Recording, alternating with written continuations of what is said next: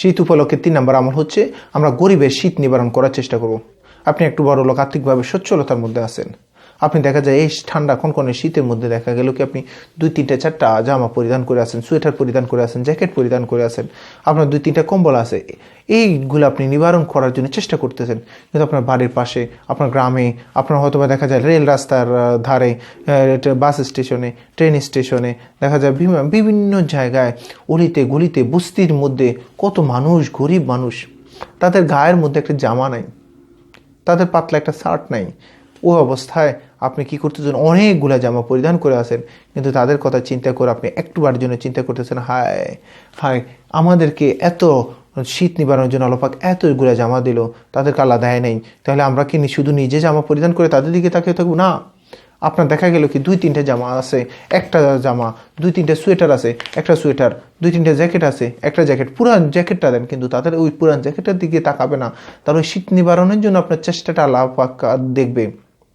আপনার বা দেখা গেল কি কয়েকটা কাঁথা আছে, কম্বল আছে, লেপ আছে, আপনি কি করে দেন, তাদেরকে একটা এক্সট্রা দিয়ে আসেন, দেখবেন এর উসিলায় আল্লাহ পাক আপনাকে মাফ করে দিতে পারে।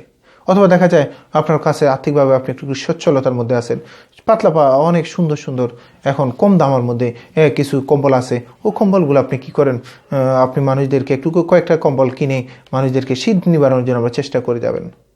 হ্যাঁ, তাদেরকে গরিব বানাইছে, আপনাকে তো হয়তো গরিব বানাইতে পারতো আল্লাহ পাক, আপনাকে তো যদি এরকম গরিব বানাতো, আপনাকে যদি এরকম সচ্ছলতা না দিত, কেমন লাগতো বলেন? আমরা অনেক সময় দেখা যায় কি, আবার দেখা যায় ওইটার আবার আমরা অপব্যবহার করি। দেখা যায় কি আপনি ওই ব্যক্তিগুলার শীত নিবারণ করতে গেলেন, কিন্তু ফেসবুক লাইভ টাইপ, টেলিভিশন, ও কত কিছু দিয়ে আপনি 5,000 টাকার কম্বল বিতরণ করতেছেন, 5-10 লক্ষ টাকার আপনি শো করতেছেন। এটা আবার উচিত হচ্ছে না। ওইটা আপনি কেন যেন মানুষের জন্য করে ফেলতেছেন, আপনি কেন যেন মানুষের বাহবাহর জন্য করতেছেন, আল্লাহর জন্য করতেছেন না। এই শীত নিবারণের জন্য আপনি চেষ্টা করবেন অবশ্যই আল্লাহকে পাওয়ার জন্য।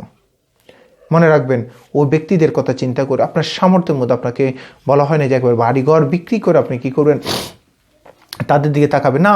আপনার সামর্থ্যের মধ্যে আপনি যতটুকু পারেন, 1-2টা কম্বল, 1-2টা সোয়েটার, 1-2টা জ্যাকেট, সামর্থ্যের মধ্যে যা পারেন তাদেরকে শীত নিবারণের জন্য, গরিবদেরকে, দুস্থদেরকে, বাড়ির পাশের, বিশেষ করে চেষ্টা করবেন আগে বাড়ির পাশে কেউ আছে কিনা, আপনার বাড়িতে আসে না, গ্রামে আছে কিনা, তারপর চতুর্পাশে না দেখতেছেন, রেল রাস্তা, আপনি বাস স্টেশন, কত জায়গায় মানুষ ফুটপাতের মধ্যে, বস্তির মধ্যে কত কষ্ট করতেছে ঠান্ডার মধ্যে। আপনি আপনার খাটের উপর আপনার ম্যাট্রিক্স আছে, জাজিম আছে, তারপর আবার তোষক আছে, ল্যাপ আছে, কিন্তু তারা একেবারে ফ্লোরে, মাটির মধ্যে।